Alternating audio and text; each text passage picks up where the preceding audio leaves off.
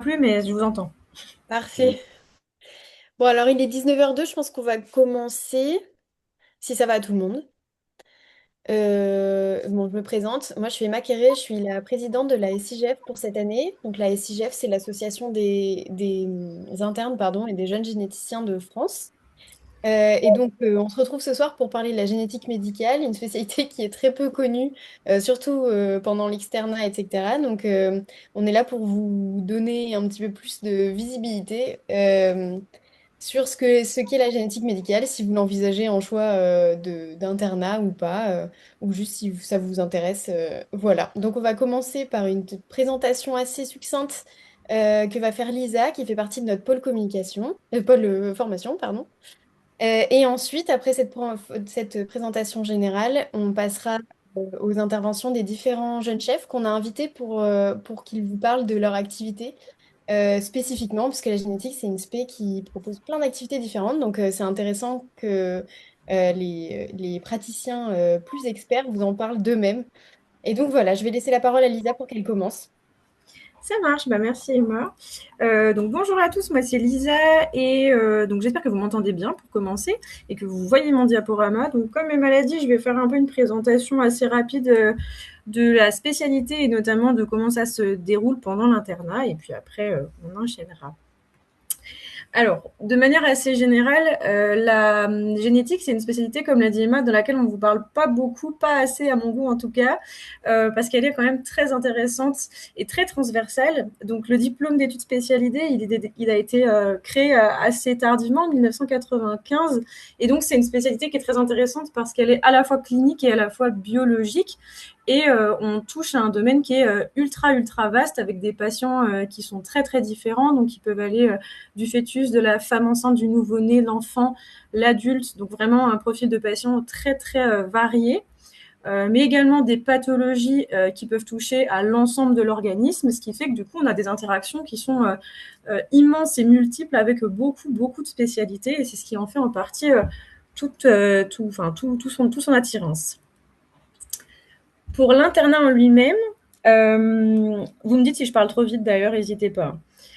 Pour l'internat en lui-même, c'est un internat du coup de 4 ans, sachant que la dernière année, c'est la phase de consolidation, qu'on appelle aussi la phase de docteur junior. Donc la première année, c'est la phase socle, qui est systématiquement organisée pareil, à savoir 6 mois en génétique clinique, 6 mois en génétique biologique. Et en fonction des centres, c'est dans un sens ou dans l'autre, il n'y a pas de règles à proprement parler. Les 2 années qui suivent, donc les 4 semestres, c'est les phases d'approfondissement pour laquelle, de nouveau, on retrouve un stage en clinique, un stage en biologie et 2 stages qui sont libres et pour lesquels on va également encourager assez facilement les interchus si c'est quelque chose qui vous intéresse. C'est plutôt recommandé de manière générale, donc ça ne sera pas quelque chose de bloquant. Et du coup, la dernière année de docteur junior, qui est assez libre aussi, vous aurez le choix entre faire soit de la clinique et du laboratoire, si c'est quelque chose qui vous intéresse de garder les deux, ou alors de faire plutôt 1 an en clinique, 1 an au laboratoire. C'est assez ouvert. Pour le mode d'activité, donc je vous l'ai déjà dit, il y a 2 types d'activités principales, le côté clinique et le côté laboratoire. Donc côté clinique, de manière assez globale, hein, en réalité c'est assez plus complexe que ça, mais c'est des consultations principalement, des avis entre les services et beaucoup de réunions de staff RCP. À noter que c'est pas un service au sens strict qu'on entend, dans le sens où on n'a pas de lit d'hospitalisation, donc il n'y a pas vraiment de service voilà, avec du suivi, de l'hospitalisation en cours ou que sais-je. Pour le laboratoire, globalement, pendant l'internat, ce qu'on va attendre de nous, c'est la compréhension et la validation des techniques, commencer à apprendre à interpréter les analyses. On va pouvoir faire de la bioinformatique et de la même manière des staffs, des RCP, beaucoup de choses quand même en groupe, on va dire, à discuter. L'exercice, il est principalement hospitalier, en tout cas pour l'instant, c'est toujours comme ça en génétique et même principalement en CHU universitaire pour l'instant. Euh, Petit point sur les gardes et les astreintes.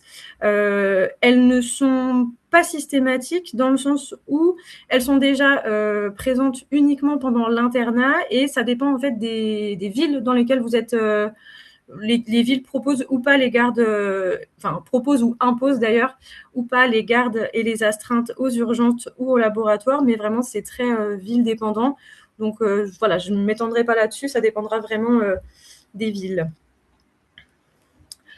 L'avantage également de cette spécialité, c'est qu'elle est donc très transversale et que donc il y a énormément de possibilités de spécialisation, de surspécialisation.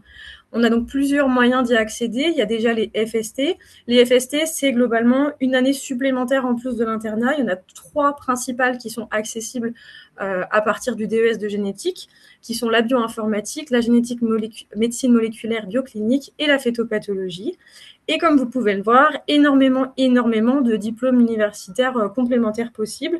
Je ne vous ferai pas l'affront de tous vous les citer, mais dans la mesure où on touche à tous les organes, et ben globalement, on peut faire des DU sur vraiment absolument tout. Et pareil, le laboratoire, c'est un domaine qui est très vaste, donc les DU sont divers et variés à ce sujet. Et encore une fois, les interchus vont être encouragés, notamment du fait que les villes peuvent avoir des spécialisations, des spécialités. Et donc, si certains thèmes, certains sujets vous intéressent, vous serez tout à fait encouragés à pouvoir aller voir comment ça se passe dans d'autres villes. Autre point qui est assez chouette, c'est qu'on a des cours qui sont nationaux. Pourquoi? Parce que déjà, on a des promotions qui sont très petites. En moyenne, il y a quand même un seul interne par ville chaque année qui est nouvel arrivant, hormis les plus grandes villes comme Paris où ils sont en général plus nombreux. Mais globalement, on est des petites promotions de 25 à 26 sur les dernières années. Et donc, c'est quand même intéressant de pouvoir tous se retrouver à un moment donné et donc de pouvoir faire des cours tous ensemble. Et donc, sur la phase socle, pour le début de l'internat, on a donc 2 semaines de cours. Globalement, c'est toujours le même fonctionnement, à savoir une semaine de cours par semestre. Pour la phase socle, c'est à Paris et elles sont donc en novembre et en juin.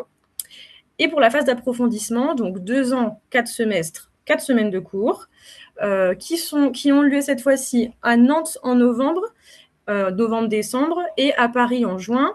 Et sur la phase d'approfondissement, c'est assez intéressant parce qu'on a des sessions de consultation simulées qui nous sont proposées, que pour l'instant, je n'ai pas encore testé, mais je me languis de pouvoir découvrir. Et en phase de consolidation, sur la phase de docteur junior, il y a une semaine de cours cette fois-ci qui est à Paris en novembre. Les cours, globalement, il y a un peu de tout. Il y a beaucoup de cours magistraux. Il y a aussi des TD sur lesquels on pratique un petit peu. Et en plus de ça, on a quand même beaucoup de ressources qui sont disponibles en ligne. Donc déjà, les supports de cours des cours nationaux sont en général, la plupart du temps, tout à fait disponibles. Et on a beaucoup de e-learning qui nous est proposé en plus, d'auto-évaluation, beaucoup de choses pour continuer, nous, à nous entraîner et à nous former à domicile. Et en plus donc de ces cours, on a la formation continue. La génétique, comme je vous l'ai dit, c'est un petit monde. On n'est pas beaucoup par promotion déjà initialement, mais en plus, c'est quand même un petit monde. Ce qui fait que pour pouvoir avancer et discuter, on se rencontre assez souvent à différentes échelles. Et donc, beaucoup de propositions, on va dire, de voyages sont possibles, voyages au sens large. Donc, au niveau régional, déjà, il peut y avoir beaucoup de choses. J'ai mis les exemples que j'avais en tête, donc le séminaire de génétique de l'Ouest, le club de génétique de l'Est. Ça va être donc des regroupements de différents CHU avec globalement des petits congrès. Mais également au niveau national, on va avoir les assises de génétique humaine et médicale qui sont pour le coup un grand rassemblement qui a lieu tous les 2 ans. Le dernier a eu lieu cette année et le prochain a lieu donc en 2028. Et on a le séminaire de génétique clinique qui est dans l'année entre les assises de génétique, également tous les 2 ans, qui a lieu du coup cette année en 2027 à Nancy. Mais il y a également d'autres réunions plus régulières, notamment le 3e jeudi de Necker, tous les 3e jeudis de chaque mois, et divers congrès. Donc voilà, ça fait beaucoup d'opportunités de rencontrer des gens et de se former encore une fois. Et en plus de ça, on a les possibilités d'aller jusqu'à l'international avec l'ESHG et l'ASHG, qui sont respectivement European et American Society of Human Genetics. On ne notera pas mon accent anglais. Mais donc voilà, ça fait quand même beaucoup de possibilités de rencontrer et de se former. Et c'est quand même assez chouette. Et c'est pas dans toutes les formations qu'on nous le propose. Et je trouve que c'est un gros point fort quand même de cette spécialité. À noter quand même, c'est important, que lors de participation active à ces congrès, donc par participation active, on entend notamment des présentations ou des posters, les financements sont possibles. Donc voilà, il y a plusieurs petites choses à noter.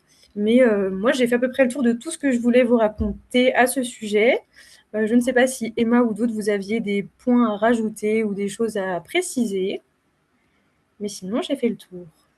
Pas particulièrement de mon côté. Après, si vous avez des questions, j'entends les spectateurs, je sais pas comment vous appelez, les gens qui sont intéressés et qui assistent à ce webinaire.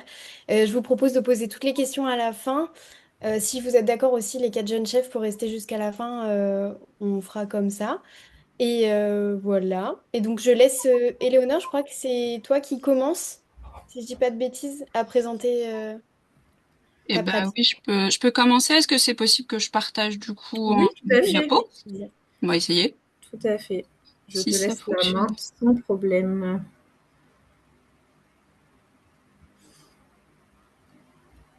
Hop, j'ai arrêté mon partage de mon côté, Tac. normalement. Hop. Est-ce que vous voyez? Je vais essayer de le Oui, mettre on en plein voit bien. écran. Est-ce que ça va passer en plein écran? Ça, vous voyez toujours? Oui, on voit bien. En plein Super. écran. Donc moi, je suis le docteur Éléonore Dupont. Je suis médecin en génétique au CHU de Dijon. Je suis actuellement chef de clinique. Et donc, je suis docteur en médecine issu du DES de génétique médicale. Et je suis aussi docteur en sciences humaines et sociales. Donc, je vais aussi vous parler un petit peu de recherche en SHS, ce qui est un parcours un peu particulier, en médecine de manière générale et encore plus en génétique. Donc moi j'ai fait d'abord mon externat à Tours et puis j'ai passé le CN en 2019 et ensuite j'ai donc choisi de venir faire mon internat à Dijon où j'ai donc commencé par faire la phase SOC dont vous a parlé tout à l'heure Lisa et phase d'approfondissement. Je vais détailler un petit peu plus ce que j'ai fait. Ensuite, j'ai pris 2 ans de disponibilité pour la recherche. Je trouve que c'est important de le dire. On a la possibilité pendant notre internat de faire jusqu'à 3 ans de disponibilité pour la recherche. L'idée, c'est de pouvoir faire un master 2 si on n'en a pas fait avant et de faire une thèse de sciences pour ceux qui veulent se destiner à des activités de recherche en plus de leur activité hospitalière. Et donc voilà, donc moi j'ai choisi de faire ça et puis après j'ai repris mon internat, passé ma thèse de médecine en 2024, une thèse de sciences en 2025 et donc maintenant je suis chef de clinique depuis novembre 2025. Donc sur le parcours formation médicale, donc je disais j'ai commencé à Tours et puis donc après je suis allée au CHU de Dijon où j'ai fait des stages labo et clinique et puis j'ai fait Lisa disait tout à l'heure qu'on a la possibilité de faire 2 stages libres. Donc il y en a beaucoup qui en profitent pour faire des interchus. Moi j'ai fait le choix d'aller voir d'autres spécialités. Donc j'ai fait un stage en pédiatrie générale pour vraiment me former un peu plus dans ce domaine. Et j'ai fait un stage aussi en centre expert troubles du neurodéveloppement, parce que je vais vous en parler après. Mon activité, moi, principale, c'est les troubles du neurodéveloppement et les troubles psychiatriques. Et du coup, je suis allée en stage au CRA, le Centre Ressources Autisme, et au CRTLA, le Centre référent des troubles du langage et des apprentissages, pour avoir une formation vraiment complète dans ce domaine. Parce que du coup, comme on vous le disait avant, on a plein de possibilités d'exercice en génétique et donc on a un peu tous maintenant nos surspécialités. Euh, Là-dessus. J'avais fait aussi un DU de dysmorphologie qu'on faisait un peu tous à une époque, que je sais pas si tout le monde le fait encore, mais voilà, parce que c'est vraiment l'apanage du médecin généticien, je trouve, d'avoir ce regard clinique particulier sur les particularités morphologiques des personnes qui vont venir orienter les examens par la suite. Et puis donc j'ai fait cette pause de 2 ans et puis après j'ai fini mon cursus à Dijon. Et donc, je disais, mon activité clinique, c'est principalement les troubles du neurodéveloppement, enfants, adultes, aussi les troubles psychiatriques, une activité qui se développe de plus en plus. Je fais aussi du diagnostic prénatal. C'est une activité un petit peu incontournable en génétique. Euh, Sauf quand on est vraiment surspécialisé sur de l'adulte et qu'on a la chance d'être dans des gros centres. Moi, à Dijon, c'est le cas. Donc, voilà, j'ai des collègues qui font plus du tout de prénatal. Mais sinon, quand il y a des équipes plus petites, tout le monde peut être amené à faire du prénatal. En tout cas, voilà, faut le savoir. Euh, Ensuite, je fais d'autres types de pathologies. On fait des pathologies dentaires, de la surdité. Je participe aussi à tout ce qui est dépistage néonatal, que ce soit côté clinique comme côté recherche. On a un gros projet de recherche à Dijon là-dessus. S'il y en a qui ont des questions, ouais. Sur le côté formation à la recherche, moi, du coup, je me suis engagée dans mes études de médecine en voulant faire de la recherche. Donc, j'avais déjà, pendant mon externat, fait des enseignements, des unités d'enseignement à la recherche biomédicale. Et j'avais fait aussi des unités d'enseignement en recherche en sciences humaines et sociales. Donc du coup, pendant l'internat, j'ai voulu faire un master 2. Master 2, du coup, que j'ai choisi de faire en sciences humaines et sociales. Un master qui s'appelait Humanité médicale et environnementale, et où l'idée, c'est vraiment d'avoir des apprentissages sur tous les champs des sciences humaines et sociales, appliqués à la médecine et à l'environnement. Et donc, dans la continuité de ce master, on m'a proposé de faire une thèse de sciences sur les données secondaires en médecine génomique. Et donc, j'ai pris deuxième année de disponibilité pour la recherche et puis j'ai fini ma thèse de sciences en parallèle de mon internat. L'idée pour moi, c'était de pouvoir un petit plus approfondir en fait le vécu des patients vis-à-vis de nos examens de génétique. Donc, je mène différents projets. Il y a en SHS du coup sur les données additionnelles, mais je fais aussi en ce moment je mène une étude sur tout ce qui est troubles des apprentissages et savoir comment les parents perçoivent les propositions de faire des recherches génétiques chez leur enfant. Voilà, donc c'est un peu mon leitmotiv et cette formation en SHS a aussi changé ma pratique clinique avec plus d'attention portée à ce que veulent les patients. Et du coup, je disais, je fais mon activité clinique, elle est principalement sur les troubles du neurodéveloppement et du coup, je fais de la recherche clinique dans les TND avec plusieurs projets de recherche qui ont fait l'objet en fait de ma thèse de médecine. Voilà. Et puis, voilà, pour toute personne qui se destine à une carrière hospitalo-universitaire, on a tout un volet enseignement divers et variés. Et même quand on se destine pas à une carrière universitaire en génétique, on peut être amené à, voilà, encadrer forcément les étudiants, les internes en stage, à parfois donner des cours. Moi, vraiment, dans le service de génétique à Dijon, tous les praticiens hospitaliers, même s'ils sont pas universitaires, ils donnent des cours. Donc c'est ça qui est riche aussi en génétique, c'est que même si on veut pas faire une carrière hospitalo-universitaire, on fait de la recherche inévitablement et on fait un peu d'enseignement. Voilà. Et puis bon, après j'ai plein d'engagements professionnels divers et variés. Et voilà. Et je vous laisse mes coordonnées si y en a qui ont des questions précises. Voilà. Je sais pas si j'étais dans le timing. Merci beaucoup pour ton intervention, Sucy. On est bien dans le timing, je crois. Oui, si ça vous va, les questions, je répète, on fera à la fin, même les questions écrites, si ça va Ouais. à tout le monde. Je vais mettre juste mon adresse dans le chat du coup. Ouais, avec plaisir. Et merci encore. Et je ne sais plus qui était le deuxième à passer, ou la deuxième. Hmm, C'est Sur Quentin. le C'était diapo, c'était moi, Quentin, si je mais dis peu pas de importe. bêtises. Bah, je vous laisse décider, tout me va. Vas-y Léa, si tu veux y aller, aucun problème. Ok. Moi, j'ai pas prévu de beau diapo comme Eleonore. Je me présente, je m'appelle Léa Verrune, je suis chef de clinique, je travaille en oncogénétique à l'Institut Curie. L'Institut Curie, c'est ce qu'on appelle un centre de lutte contre le cancer. Donc, c'est des établissements privés à but non lucratif, un peu différents du CHU. Comme on en parlait tout à l'heure, les lieux où on pouvait pratiquer la génétique, c'est aussi un des endroits où c'est possible. Moi, je suis surspécialisée en oncogénétique. L'oncogénétique, qu'est-ce que c'est? C'est la sous-discipline de génétique qui s'axe sur les prédispositions au cancer, donc toute mutation présente depuis la naissance qui va majorer le risque de cancer. Notre but à nous, c'est de diagnostiquer ces prédispositions, de donner des recommandations de surveillance adaptées au risque de cancer pour la personne et pour sa famille et faire du conseil génétique du coup autour de ces résultats.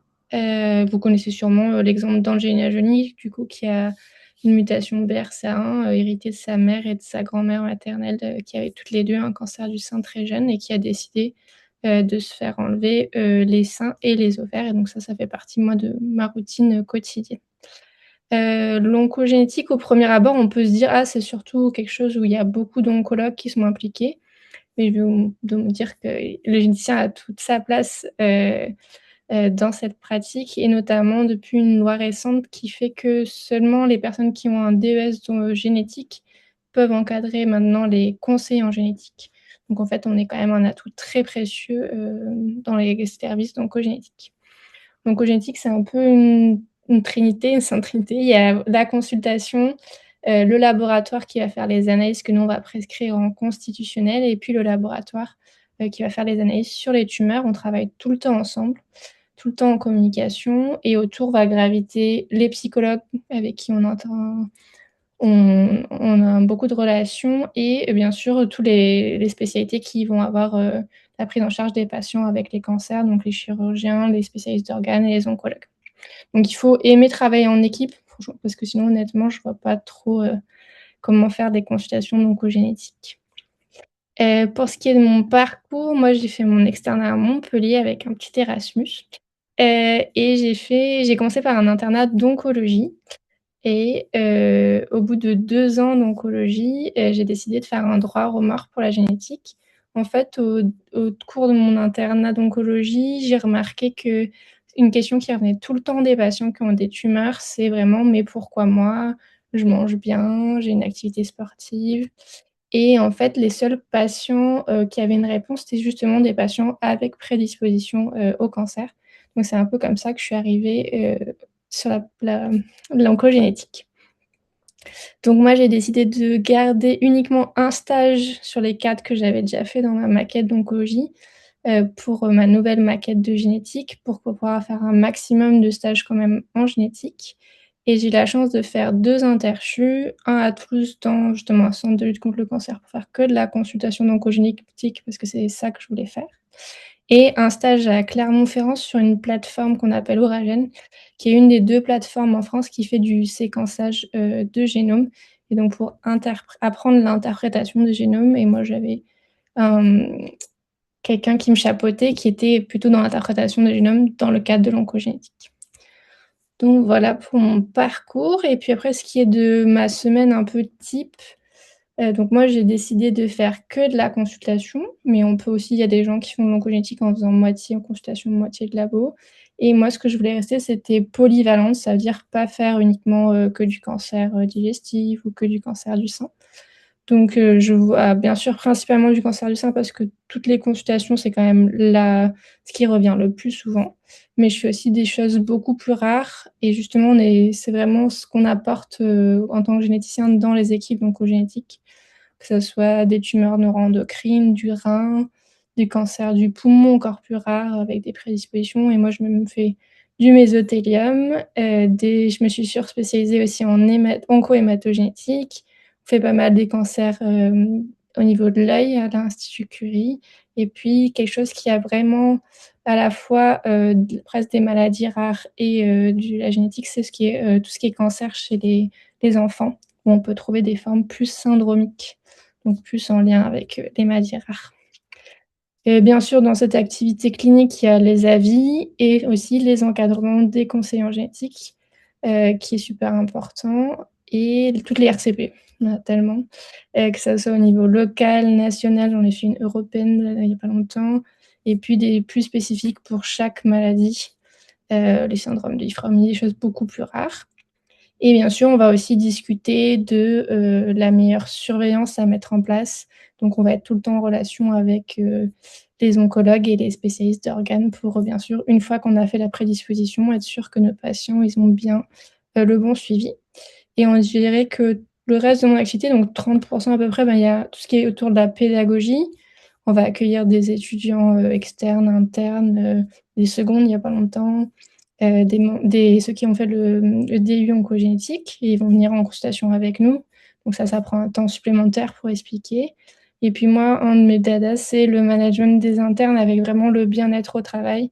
Donc toujours le point mi-stage, être sûr qu'ils ont des cours à côté, qu'on respecte bien leur temps de formation.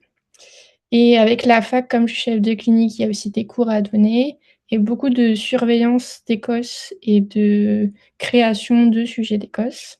Et puis, là, j'ai les surveillances des EDN ou les choses plus classiques.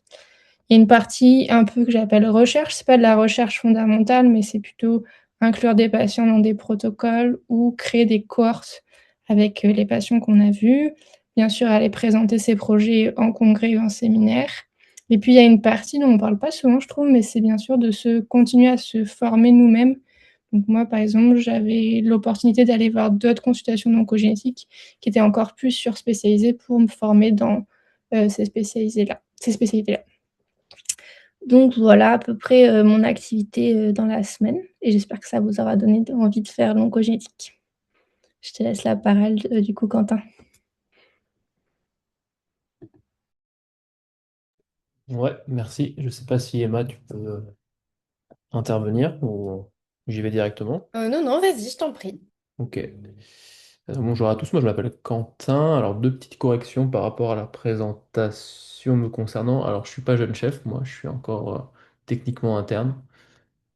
Et je suis actuellement en thèse de sciences aux Pays-Bas. Alors il s'est affiché que j'avais un profil clinicien, alors c'est plutôt un profil mixte, mais ça c'est vraiment du détail.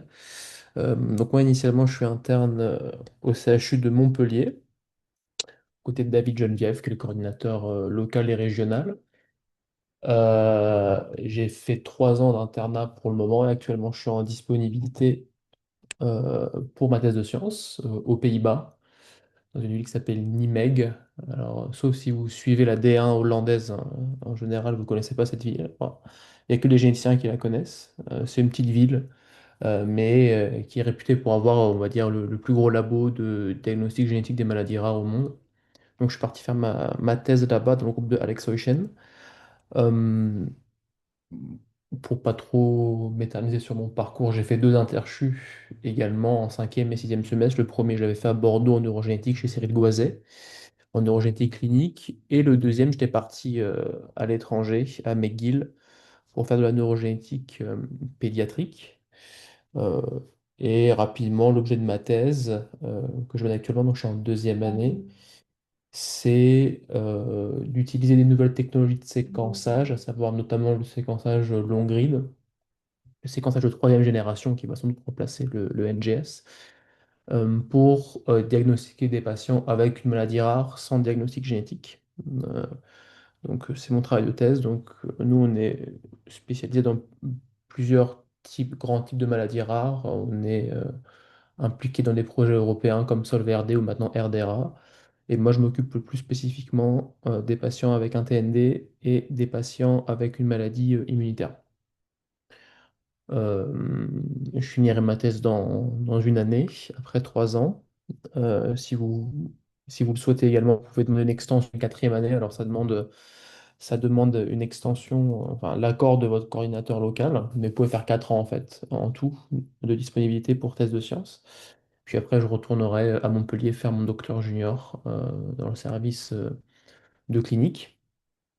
Alors moi, je pense qu'on m'avait demandé surtout de parler de l'intégration de la recherche euh, en génétique. Alors, c'est assez vaste, hein. Je pense que la génétique, c'est sans doute, comme c'est une spé qui avance à vitesse grand V, c'est l'une des spés les plus liées au monde de la recherche, notamment, en tout cas, ma discipline, c'est les maladies rares, parce que par définition, comme elles sont rares, ça demande des efforts internationaux et des efforts collaboratifs pour pouvoir décrire des nouveaux gènes, des nouveaux patients, des nouvelles thérapies, etc.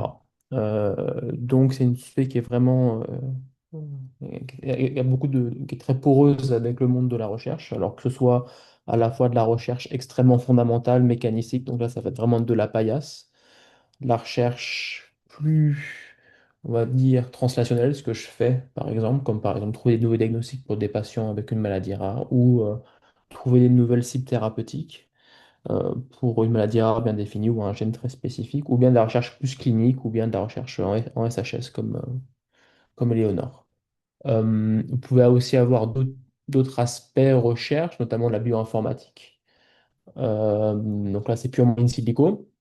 Il y a énormément, donc Jean-Marie, par exemple, qui va intervenir juste après moi, je pense, pourra vous en parler. Donc voilà, donc vous avez un éventail de disciplines et on va dire de domaines de recherche extrêmement vaste, parce que vous savez, la génétique, avant, les anciens disaient on est spécialiste de rien, mais on est partout, ce qui n'est pas entièrement faux. Donc en fait, on a un petit peu touche à tout, quoi. Donc c'est l'avantage. Et je dirais qu'on peut vraiment tirer un bénéfice de cette activité de recherche dans sa pratique clinique courante. Si par exemple vous souhaitez être surspécialisé dans un type de syndrome, on va dire une grande famille, que ce soit les TND, les maladies osseuses, etc., vous pouvez. Donc, donc voilà. Euh, le fait de ne pas avoir de lit d'hospitalisation dans vos services, en clinique du moins, et au laboratoire, en fait, vous n'êtes jamais indispensable. En gros, pour la faire simple, si vous êtes en clinique et que l'interne part en interchu ou part en disponibilité pour une thèse de sciences ou pour un master, eh bien, il y aura juste un peu moins de consultation. Mais comme il y a en fait assez peu d'administratifs, disons, vous n'avez pas les lettres de liaison, les comptes rendus à faire, eh bien, vous avez cette chance et ce temps pour vous déplacer, euh, faire de la recherche à côté, faire de la science, mais aussi partir en interchu à l'étranger. Je sais que par exemple, nous, à Montpellier, on est très encouragé de partir à l'étranger. Euh, il y a des internes, enfin, anciens internes maintenant qui sont partis en Australie, une autre qui est partie à Londres, un autre aux Pays-Bas. Donc, moi, c'est au Canada. Et ça permet aussi de s'ouvrir un petit peu à d'autres pratiques, que ce soit clinique, mais aussi recherche. Moi, par exemple, quand j'étais au Canada, j'avais une activité, on va dire, mixte. Je faisais 3 jours de clinique et 2 jours de recherche par semaine. Donc voilà, je pense il faut penser également la génétique comme une spé un petit peu holistique, c'est-à-dire à la fois dans le diagnostic, donc dans le soin vraiment, mais aussi avec tout cet apport complémentaire de la recherche, notamment comment on réutilise les données qui ont été générées par le soin courant, ensuite, et les transférer dans le cadre de la recherche pour la découverte de nouvelles maladies génétiques, de nouveaux gènes, etc. Les tests de sciences peuvent se faire soit pendant l'internat, comme j'ai pu le faire lors d'une disponibilité, ou bien après l'internat, vous pouvez prendre 2, 3 ans après votre docteur junior, avant d'être chef de clinique, pour faire votre thèse de sciences. Il y en a également qui font leur thèse de sciences en parallèle de leur clinica. Donc ça, c'est un choix très personnel en fait. Moi, j'ai décidé de faire une thèse à temps plein, sans doute qui sera étendue d'une 4e année, mais celle-ci qui sera en parallèle de mon internat. Donc voilà, et puis évidemment, l'étape d'avant, c'est faire un Master 2 qui est non pas obligatoire, mais qui est quand même assez recommandé, même si vous vous destinez pas à une carrière hospitalo universitaire. On n'a pas des statistiques précises, mais je pense que 90 ou 95% des internes de génétique, quand ils finissent leur internat, ont un Master 2 recherche. C'est la base, si vous voulez. Après, je sais qu'il y a le magistère européen, qui est un magistère qui se fait à Paris, qui est celui qui est sans doute le plus fait, mais après, vous avez également tout un tas de types de masters dans toutes les universités, que ce soit dans votre université locale ou bien dans une autre subdivision qui pourrait vous intéresser, avec en fait après des terrains de stage que vous pouvez choisir. C'est l'avantage de la recherche, c'est-à-dire que contrairement à la pratique clinique, en gros, en pratique clinique, si vous partez hors d'Europe, c'est compliqué de voir des patients. Par contre, pour moi, dans la recherche, vous pouvez partir n'importe où. C'est-à-dire un master 2 ou une thèse se valent à peu près partout. Donc, c'est évidemment, en plus de l'occasion de faire de la science, de rencontrer de la culture et de s'ouvrir à d'autres méthodes et d'autres pratiques scientifiques et d'aller voir un petit peu comment ça se passe ailleurs. Donc voilà. Je vous mettrai évidemment mon mail dans le chat si vous avez des questions sur la recherche, sur la pratique mixte. Moi, je pense que je me orienterai plutôt sur une pratique mixte avec un peu de consultation, un peu d'analyse de données dans le cadre du diagnostic, donc analyse de séquençage du génome, mais également beaucoup de recherche. Donc c'est un petit peu l'équilibre qu'il faut trouver en fonction de ses intérêts. Voilà. Et donc si vous avez des questions, n'hésitez pas à me contacter, j'y répondrai avec plaisir. Merci beaucoup pour ton intervention. Et voilà, je laisse la parole à Jean-Marie. Pardon. Eh ben, merci. Bah, rapidement, ma vie, mon œuvre. Moi, j'ai fait mon externat à Paris. Et puis, j'ai fait ce qu'on appelait à l'époque un double cursus médecine-sciences avec un master 2 après la deuxième année. Donc ça c'est vrai que j'ai depuis assez le début hésité bon, en faisant une carrière de sciences, une carrière de médecine. Donc assez rapidement, j'ai eu la possibilité de faire ça avec une mobilité, donc c'était vraiment chouette. Et j'ai repris ensuite l'externat avec une activité de recherche en parallèle à l'Institut Curie. Et en fait, au niveau de la choix de la spécialité, moi j'ai toujours voulu faire les neurosciences, donc je partais sur la neurologie. Et je suis allé à un congrès de l'association médecine sciences où il y avait une généticienne qui montrait des derniers résultats de recherche. Et je me suis dit, en fait, c'est ça que je veux faire, c'est de la recherche en neurologie. Et en fait, on va passer par la génétique, ça a l'air vraiment chouette. Et donc, je suis comme ça, après 15 ans voulant être neurologue, je me suis dessiné cette génétique un peu sur la semaine juste avant le choix. Donc, je suis arrivé à Nancy comme ça, un peu par hasard, parce que je voulais quitter la région parisienne. Euh, j'ai ensuite fait ma thèse de médecine en 2021. Et j'ai fait aussi ma thèse de sciences un peu après, que j'avais en fait initié quand j'étais externe à l'Institut Curie. Donc en fait, ça m'a permis de bah, la faire enfin, en parallèle de mon internat avec une partie des travaux de recherche qui avaient déjà été faits en fait. Voilà, et je suis MCUPH à Nancy depuis un an. Donc mon activité principale, c'est surtout au laboratoire, donc vraiment en diagnostic. Donc on a déjà utilisé les gros mots, génome, exome, etc. L'idée, c'est de déterminer s'il y a une anomalie génétique chez un patient. Moi, c'est surtout sur des thématiques neurogénétiques au sens large, adulte ou neuropédiatrie, donc plus des enfants. Et ça représente la majorité de mon activité. Et je fais aussi des consultations. Je suis référent de l'activité oncogénétique dont Léa a parlé. Donc moi, au niveau de Nancy et puis un peu de la région de Lorraine. Donc là, l'idée, c'est de voir des patients et se poser la question de s'il y a un intérêt à faire une analyse génétique. Et puis aussi organiser le réseau, se tenir à jour, définir les critères d'analyse, etc. Et puis toujours sur le versant hospitalier, j'ai aussi une part non négligeable.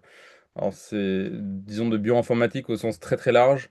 C'est-à-dire qu'il y a toute la partie améliorer les processus d'analyse, mais en fait, il y a aussi toute la partie qui, je trouve, toujours encore extrêmement pénible dans notre quotidien, c'est tous les milliards de copier-coller qu'on fait, les logiciels qui sont pas connectés entre eux, les tâches qu'on nous demande depuis qu'on est externe de faire à la main alors qu'on se dit que ce serait quand même facile de les automatiser. Donc voilà, j'ai essayé d'automatiser une partie de ces processus dans toute la splendeur de l'hôpital. Donc en fait, on peut pas aller très très loin, mais il y a quand même beaucoup de processus qu'on peut améliorer. Et c'est vrai que moi, toute cette partie de gagner du temps, ça m'intéresse bien. J'ai aussi tout un axe donc d'enseignement, comme la plupart de mes collègues. Et c'est vrai qu'en génétique, qu'on se destine à une carrière universitaire ou pas, en fait, très souvent, on nous propose au moins de faire des enseignements. Et après, ma recherche, moi, je la fais en bioinformatique, donc dans une unité, globalement autour de l'analyse de données. Et donc, moi, j'aime beaucoup ça. En fait, quel que soit le type de données, l'analyse de données de façon générale, j'aime bien. Et donc mes projets de recherche actuels, pour vous donner des idées, c'est quand même relativement large parce qu'on travaille sur des cohortes de maladies rares, donc comme la maladie de Huntington, mais aussi un peu moins rares, voire carrément fréquentes, autour de la maladie d'Alzheimer et de Parkinson. Et on utilise à peu près les mêmes approches en fait pour les trois au laboratoire. Donc on séquence de l'ADN, de l'ARN, de la protéomique et on essaye de mettre tout ça ensemble pour essayer de mieux comprendre ces pathologies. Donc moi, je m'occupe de la partie de l'analyse des données. Et, euh, et là, on va lancer, par exemple, sur la partie un peu plus intelligence artificielle, un projet pour analyser les données qui sont stockées dans un entrepôt de données de santé et essayer de prédire s'il y a des patients qu'on aurait pu louper et chez qui on devrait proposer une analyse génétique. Donc ça, c'est pour ceux qui s'y connaissent un peu, c'est des techniques de NLP, de Large Language Model et puis aussi un peu de machine learning pour essayer d'entraîner en fait ces outils. Je travaille aussi, entre autres, avec une boîte privée. Ça, je trouve ça sympa aussi de pouvoir faire des ponts avec le privé pour améliorer en fait leur outil sur la partie rédiger des commentaires automatiques, améliorer les scores de prédiction, etc. Donc ça, c'est assez sympa et c'est vraiment la recherche comme on fait en académique. C'est à peu près la même approche. Et après, de façon générale, sur la spécialité, je suis vraiment enfin, super content du choix de la spécialité que j'ai faite. Et c'est rigolo parce que maintenant, bon, c'est un peu une phrase de vieux, mais maintenant que je suis un peu plus grand, je me rends compte que j'avais pas forcément mis les critères. Enfin, il y a des critères qui me semblaient pas si importants qu'ils le sont maintenant pour moi. Et c'est vrai que j'ai toujours détesté quand j'étais externe les lits d'hospitalisation, ce truc de voir des visites, etc. Je crois qu'on est beaucoup dans ce cas-là, ce truc que je trouvais vraiment hyper impersonnel. Et ça, c'est vraiment quelque chose que je trouve précieux dans la spécialité. C'est-à-dire que Je fais pas de suivi de patients, mais je les vois en consultation. Et, euh, et c'est un cadre qui est beaucoup plus posé. La notion d'urgence, elle existe en génétique, mais elle est souvent beaucoup plus flex. C'est vrai que moi, en oncogénétique, c'est rare que j'ai des délais de 48 heures. C'est quand même souvent de l'urgence, c'est à la semaine ou aux 2 semaines, même s'il y a évidemment des situations particulières. Il n'y a pas de garde, il n'y a pas d'urgence. Alors moi, c'est bête, hein, mais moi, je suis migraineux, donc typiquement, les gardes et les urgences, bah, ça cassait assez rapidement la semaine. Et quelque chose aussi que j'ai trouvé assez beau, alors vous me trouvez déjà niais, mais vous allez le trouver encore plus, c'est cet aspect un peu de communauté et du fait que très jeunes, les internes, ils sont là, on les implique très vite. Alors, suivant les centres, c'est sur la base du volontariat ou moins, mais ce que je veux dire, c'est quoi là, on est impliqué dans les protocoles de recherche, on est impliqué sur les congrès, on n'est pas quelqu'un qui flotte, on peut demander un avis rapidement à un professeur. Voilà, alors que je trouve quand on est externe, il y a quand même vraiment, on sent très rapidement le poids de la hiérarchie. Là, assez vite, on va collaborer. Le fait qu'on ait des cours tous ensemble, ça fait qu'en fait, à la fin de l'année, vous avez déjà votre réseau en fait qui commence à se raisonner en passif. Et je parle pas au niveau de la carrière, mais simplement du fait que bah en fait, au bout de 5 ans, les gens qui sont spécialistes d'une maladie qui vous intéresse, c'est vos copains d'il y a 5 ans. Et ça, c'est quelque chose d'assez riche qui reste en fait. Et de façon plus générale, si on part sur la partie un peu marketing de la spécialité, on était il y a 15 ans sur une spécialité qui était quand même de niche. On a un nombre de postes qui augmente chaque année ou qui est stable en tout cas. Et vous voyez, au niveau du Covid, bah, on sort des papiers, 25% des formes graves sont d'origine génétique. Donc je crois quand même à la génétique qui va être de plus en plus impliquée dans le soin. Le coût, il a chuté complètement de la génétique. Et de plus en plus, on se rend compte qu'il y a de la génétique un peu partout. Donc je pense que c'est vraiment pas du tout une spécialité qui va être remplacée. Je pense qu'elle va être changée, mais je pense que de plus en plus de centres et d'activités vont avoir besoin d'un généticien. Et donc que c'est largement une spécialité d'avenir. Voilà. Et je souligne aussi le côté transversal que moi je trouve vraiment super en génétique, parce qu'à peu près, on a à peu près tous une activité hyper diverse, et même sur les thématiques de recherche, en fait, à la fin, je crois pas mal à l'aspect génétique outils, et, euh, et bah, tous ces outils ils vont en plus connaître un boom avec bah, tous les développements en bioinformatique, en intelligence artificielle, etc. Donc je pense que ça va nous permettre d'améliorer bah, enfin, les processus d'analyse, de faciliter bah, la vie de nous, de nos patients, etc. Et qu'on voilà, on commence quoi, on continue. Donc voilà pour moi. Merci beaucoup. Merci beaucoup pour ton intervention aussi. Vous nous avez tous donné, enfin moi-même étant déjà en DS de génétique, j'ai envie de poursuivre mon DS de génétique, donc c'est bon signe. Voilà.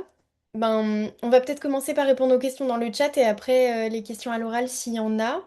La première, c'était pour peut-être ceux qui n'ont pas le chat, est-ce qu'il est obligatoire de réaliser un master 2 en génétique? Alors comme l'a dit Quentin, non, c'est pas obligatoire. En revanche, effectivement, c'est fait dans la majorité des cas que effectivement qu'on veuille poursuivre une carrière hospitalo-universitaire ou pas. Mais je connais des internes ou des généticiens qui soit ont pas envie de le faire, soit ne l'ont pas fait et pour qui ça se passe bien. Mais c'est vrai que dans les grandes villes où les centres sont très recherche, très prédominants, on va dire, dans la génétique, souvent c'est assez recommandé. Et ensuite, en quoi consiste la génétique dans les TND? Ben, je vais peut-être laisser Éléonore répondre. Ouais. Du coup, la génétique dans les TND, donc c'est vrai que j'ai pas précisé un peu comment ça se passait l'adressage, mais du coup, souvent en fait, moi, donc mes patients sont adressés par des pédiatres ou voire des neuropédiatres, parfois des médecins généralistes, médecins de COMS, suite donc à des investigations qui auraient été faites avec un TND suspecté ou avéré. Et donc, bah, nos examens de génétique, déjà, on vérifie qu'il n'y a pas d'autres signes, que c'est pas dans un cadre plus syndromique, pas de malformation associée ou de particularités morphologiques. Et puis, du coup, les examens qu'on peut proposer. Alors, il y a l'examen qui reste de référence, même si c'est plus trop le cas, mais il y a tout ce qui est analyse chromosomique. Et puis maintenant, surtout, on fait du séquençage de génome dans les troubles du neurodéveloppement, que ce soit les troubles du développement intellectuel, où ça, c'est institutionnalisé depuis très longtemps. Et même maintenant, pour tout ce qui est troubles du spectre autistique et troubles du neurodéveloppement complexe sans troubles du développement intellectuel, on a des possibilités de faire du séquençage de génome. Tout à l'heure, on parlait de... Léa parlait d'un stage qu'elle avait fait à Oragène, en fait, Pour ceux qui ne sauraient pas, en France, depuis 2020-2021, on a la possibilité, il y a un grand plan France médecine génomique 2025 qui a permis de faire du séquençage de génome sur l'ensemble de la France, enfin de rendre accessible le séquençage du génome à tous les patients qui rentreraient dans des indications bien définies. Et donc il y a une soixantaine de d'indications en maladies rares et puis il y en a aussi en cancer et en oncogénétique. Et donc voilà, en trouble du neurodéveloppement, on a la possibilité maintenant de faire du séquençage de génome. Donc j'espère que je réponds à la question de Théa. Sinon, d'ailleurs, Théa, si tu veux ouvrir ton micro et échanger avec nous, il n'y a aucun problème. Voilà. Et si jamais, enfin, si on passe à la prochaine question, donc est-ce qu'il faut choisir sa ville d'internat en fonction de la surspécialité qui nous plaît? Je sais pas, est-ce que quelqu'un d'autre veut répondre à cette question qui a un peu plus d'expérience que moi? Moi, j'aurais dit oui et non. C'est un peu une réponse de Normand. Moi, alors, à titre personnel, j'ai regardé les villes parce qu'il y avait des critères géographiques, et puis il y a aussi les villes qu'on a disponibles liées à son classement. Faut être bête et méchant, hein, c'est un peu la réalité. Et après, c'est vrai que moi, comme je voulais faire la neurogénétique, plutôt la neurologie, et que tous les centres de génétique, bon, on font un peu tous, ça n'a pas été un critère.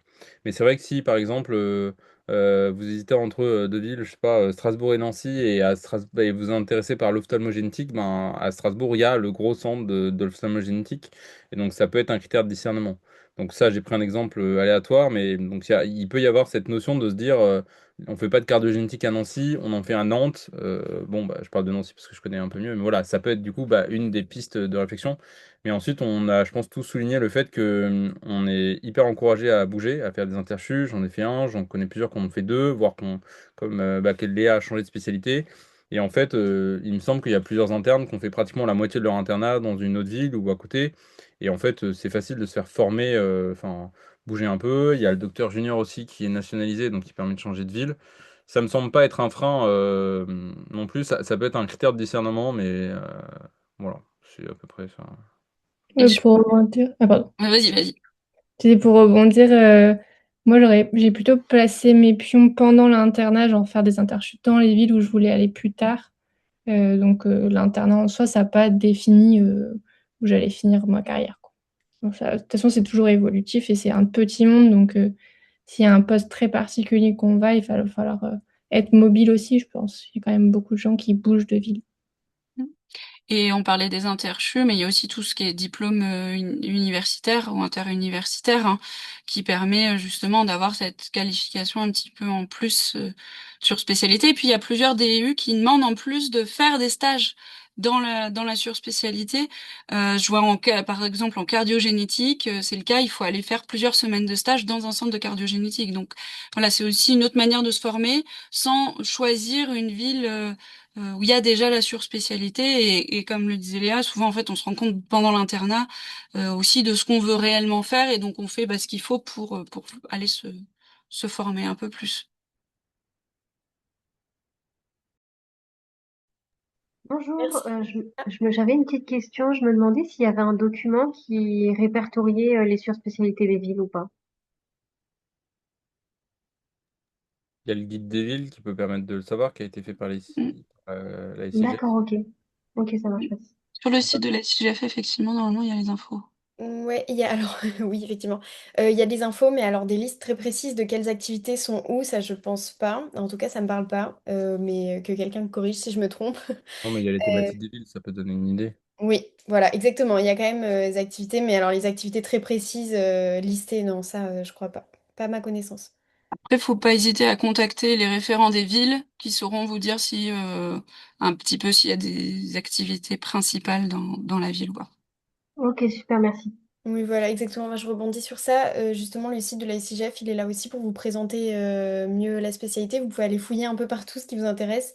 Et effectivement, pour chaque ville, il y a un référent et vous pouvez nous envoyer des mails et on vous répond normalement assez vite. Et on a tendance à vous donner généralement aussi nos numéros de téléphone si vous voulez échanger avec nous un petit peu plus. Voilà, ça serait avec plaisir. Ça marche, merci beaucoup. Et ensuite, une autre question a été posée, c'était savoir si une thèse de sciences pendant une disponibilité est financée par une école doctorale, un financement, des recherches, s'il y avait des financements grosso modo. Donc voilà, je vous laisse répondre à la question. Alors moi, pour Euh, ma part, ouais, moi j'ai été vas-y. financée sur une année recherche, mais du coup j'avais fait que une année de dispo pour enfin deux en tout avec le master 2, mais du coup c'était des années recherche à chaque fois. Donc pour le financement, donc en général, pour être en gros très simple, comme l'a dit Léonore, pour le Master 2, vous avez l'année recherche qui est un financement local, je crois, c'est par le CHU ou par l'ARS. Et en général, après, c'est un financement sur un an pour faire votre Master 2. En général, les internes de génétique l'ont assez facilement. C'est un petit concours local. Les taux d'acceptation sont variables en fonction des villes, mais en général, il n'y a pas de souci pour avoir. Si vous avez un projet sérieux, vous aurez l'année recherche. Et après, pour la thèse, c'est autre chose. La thèse, il faut trouver un financement. Moi, par exemple, je suis financé par un grant, donc un financement de mon PI, de mon chef en Hollande. Donc, il faut en fait, il y a plein de moyens de trouver un financement, mais ce qu'il faut faire en premier en général, c'est trouver un laboratoire avec un projet qui vous intéresse, le contacter, et ensuite c'est votre chef, votre directeur de recherche qui va vous dire si la position est déjà financée ou si vous allez devoir candidater à un appel à projet pour un financement de thèse, etc. Vous pouvez avoir des financements de 3 ans, des financements de 2 ans renouvelables une fois. Donc il y a un peu toutes les possibilités.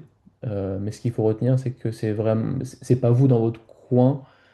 Ça peut arriver, mais c'est assez rare. Mais c'est pas vous dans votre coin qui allez chercher un financement pour une thèse. C'est vraiment avec l'assistance de votre directeur de recherche. Et en fait, il faut procéder par étapes. D'abord, le projet, le laboratoire, le ou la chef, et après, vous voyez pour les financements. Et puis pour le Master 2, comme je vous ai dit, c'est l'année recherche, en très grande majorité du cas.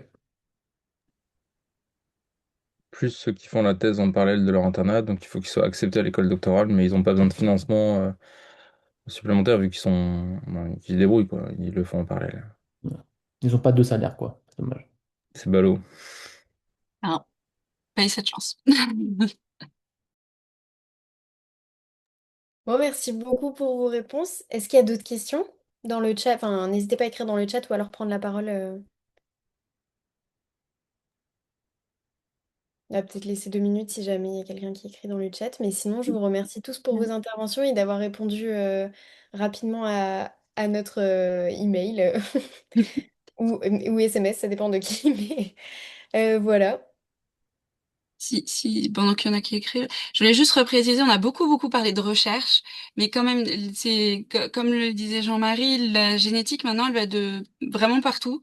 Et il y a aussi des activités, des collègues à nous, hein, qui travaillent en CH, en centre hospitalier, sans forcément être en CHU, qui n'ont pas d'activité de recherche.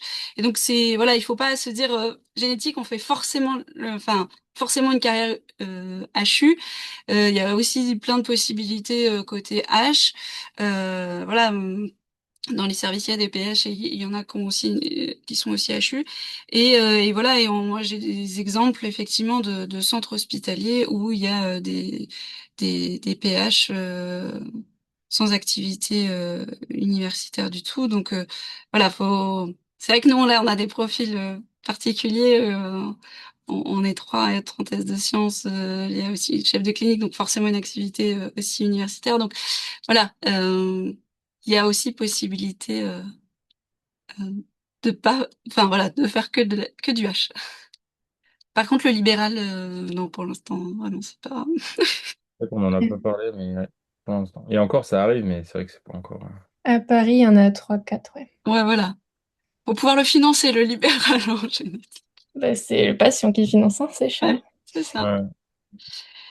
Euh, Merci, merci d'être intervenu sur ça et de l'avoir souligné. C'est vrai qu'on a parlé beaucoup de recherche, donc c'est bien de rappeler que on fait quand même beaucoup de diagnostics aussi et on n'est pas obligé de faire forcément une carrière hospital OU. Et entre-temps, on a une question dans le chat, c'est est-ce que la transition avec l'externat est difficile au niveau de la partie labo? Euh, Non, pas spécifiquement. Ça, je pense que ça dépend aussi des personnes. Et puis, il y a des gens aussi qui vont en génétique plutôt intéressés par le côté clinique. Et donc, forcément, quand on est plus intéressé par le côté clinique, le côté labo peut être un peu laborieux des fois. Mais sinon, non. Généralement, les labos ont l'habitude de génétique. Ils forment des internes depuis longtemps. Donc, des internes de génétique, j'entends depuis longtemps. Donc, ils ont l'habitude de reprendre les bases, etc. Mais effectivement, c'est découvrir un nouveau monde. Mais c'est très intéressant. En tout cas, pour ma part, ça l'est et ça l'a été au moment où j'ai fait la transition. Voilà. Mais je laisse d'autres personnes répondre si jamais. Oui, bah, je rejoins ce que tu dis. Enfin, quand on accueille, mais que ce soit côté clinique aussi, hein, des nouveaux internes, on essaye que la transition se passe bien parce que justement, on sait que la génétique, c'est pas une discipline euh, qui est beaucoup enseignée à la fac et donc il y a besoin de reprendre plein de bases, même s'il y a de plus en plus de choses dans les programmes. Voilà, il faut quand même reprendre souvent les choses des débuts et donc au labo, c'est pareil. Et après, je voulais souligner quand même que c'est une des forces de notre spécialité d'être clinico-biologique, d'avoir l'obligation de passer 2 fois en clinique, 2 fois au labo, pour vraiment voir l'étendue de la spécialité. Moi, j'ai commencé mon internat par un stage en cytogénétique. Alors, je voulais faire de la génétique depuis longtemps, donc je connaissais le domaine, mais j'ai trouvé ça très bien aussi. Euh, et j'ai pas trouvé la transition dure. Donc, non, non, ça se passe bien si les autres veulent compléter. Moi, je me rappelle juste au moment du choix du droit au remords, j'ai commencé par un stage labo et me retrouver dans ma voiture à regarder une vidéo PCR et me dire mais qu'est-ce que je fous là en fait? Et après, c'était un super stage et ça a bien confirmé que je voulais faire ça, même si je voulais pas faire du labo, de savoir comment ça se passe, les examens qu'on prescrit, quelles sont les limites.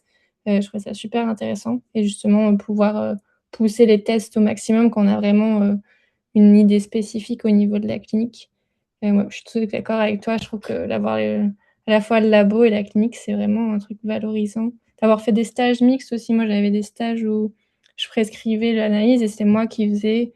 J'avais appris à pipeter et après, je faisais l'interprétation et après, je rentrais le résultat en consultation. Donc, d'avoir vraiment le full circle, c'était vraiment super épanouissant, je trouvais. Donc, c'est un peu bizarre au début, je dirais, mais c'est pas difficile. En tout cas, moi, je l'ai très bien vécu. Super. Eh ben, est-ce que quelqu'un d'autre veut intervenir soit sur la question ou alors est-ce que d'autres questions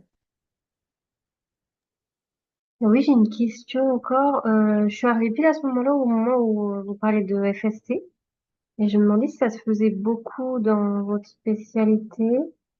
Et ensuite, en gros, si j'ai bien compris, c'est une année en plus où on se rajoute 2 semestres, c'est ça? Oui, globalement, oui. Après, il y a des FST de plusieurs activités différentes, un peu comme les DU, DIU. Elles sont listées sur notre site d'ailleurs de la SIGF aussi. Donc oui, c'est se rajouter une année en plus par contre. Et c'était le reste de ta question, pardon, j'ai oublié entre-temps.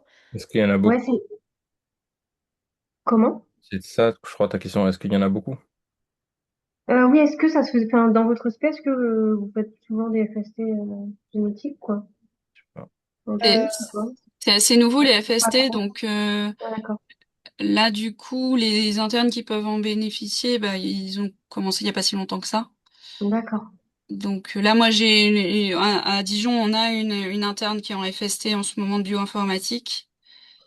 Euh, Moi, mais du j'en ai fait une année d'AFST, mais c'était aussi pour me donner un an pour ma thèse, très honnêtement. coup, Euh, donc, je sais pas s'il y en a tant. J'ai pas l'impression qu'il y en ait tant que ça. Autant il y a peut-être pas mal d'autres specs qui viennent faire des FST orientés génétique, comme la FST il y en a une génétique moléculaire, je sais hmm. Que pour ceux qui veulent faire de la phétopathe, ça l'est un peu quand pas. Ouais, même Ouais, c'est obligatoire ça. à la ouais, FST. celle-là elle est C'est la obligatoire. seule qui rajoute des compétences, Mm. vraiment, c'est le fait. On n'a pas parlé de la phétopathologie, qui est encore une autre surspé, Oui, qui est super intéressante, qui mélange à la fois la clinique, puisqu'ils examinent donc du coup des fœtus, ils font plein d'examens complémentaires aussi, et puis ils peuvent aussi interpréter, faire des génomes.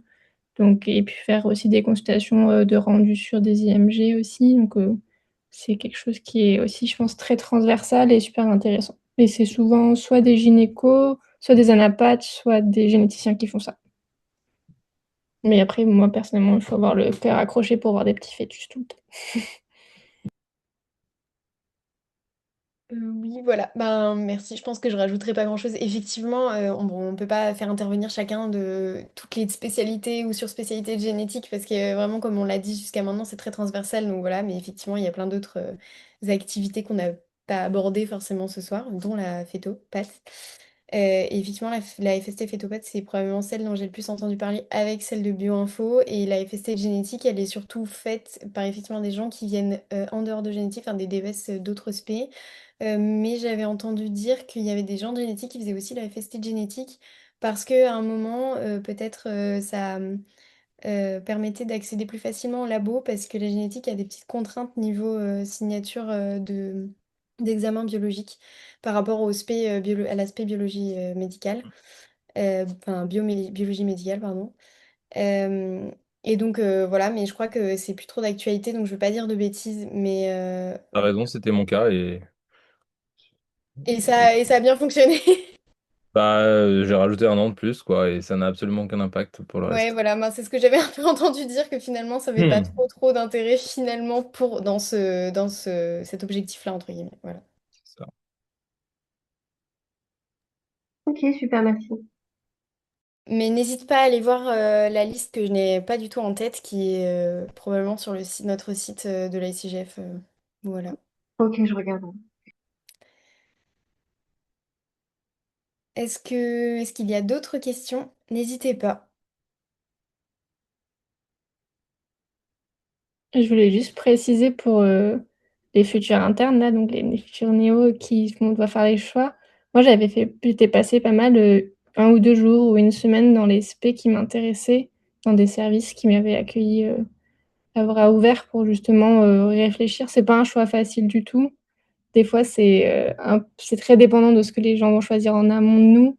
Il y a des fois des changements de minutes, donc c'est bien d'avoir fait ses vœux et d'être assez clair dans sa tête pour que le jour J, même s'il y a des surprises finalement, que vous ayez déjà pris des décisions sur est-ce que vous mettez en premier la ville, est-ce que c'est plutôt l'aspect, est-ce que voilà. Et savoir que ben, moi, mon meilleur choix, c'est le droit au remords, donc il y a toujours quand même des possibilités derrière de changer si ça se passe pas bien. Oui, Léa a raison, n'hésitez pas, vous pouvez nous contacter. Moi, j'accueille les futurs internes en stage, enfin, voilà, en stage d'observation pendant quelques jours, il n'y a pas de souci.